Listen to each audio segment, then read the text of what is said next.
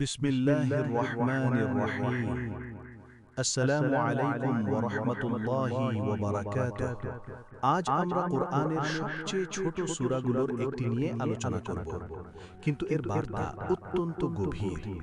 সূরা আল কাউসার মাত্র ৩টি আয়াত, কিন্তু এর মাঝে রয়েছে সান্ত্বনা, প্রতিশ্রুতি, সম্মান এবং বিজয়ের ঘোষণা। এই সূরা নাজিল হয়েছিল এমন এক সময়ে যখন রাসূলুল্লাহ সাল্লাল্লাহু আলাইহি ওয়াসাল্লামকে উপহাস করা হচ্ছিল। তার পুত্র সন্তান ইন্তেকাল করেছিলেন। কিছু মানুষ তাকে বলেছিল, তিনি তো নির্বংশ।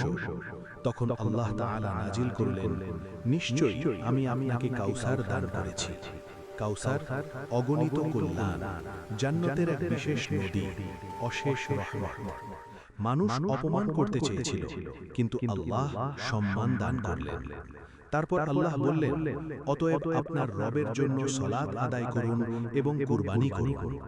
যখন আল্লাহ নিয়ামত দেন, তখন কৃতজ্ঞতার প্রকাশ হয় ইবাদতের মাধ্যমে। এটি শুধু রাসূলের জন্য নয়, এটি আমাদের জন্যও শিক্ষা। নিয়ামত পেলে অহংকার নয়, শুকরিয়া।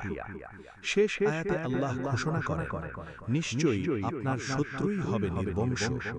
যারা সত্যকে অস্বীকার করেছিল, আজ ইতিহাসে তাদের নাম নেই, কিন্তু মুহাম্মদ সাল্লাল্লাহু আলাইহি ওয়াসাল্লামের নাম আজও পৃথিবীর প্রতিটি প্রান্তে উচ্চারিত হচ্ছে। এটাই কাউসার, এটাই সম্মান, এটাই আল্লাহ প্রতিশ্রুতি। এই সূরা আমাদের শেখায়, অপমানের জবাব প্রতিশোধে নয়, বরং ইবাদতে। কারণ সম্মান মানুষের হাতে নয়, সম্মান আল্লাহর হাতে।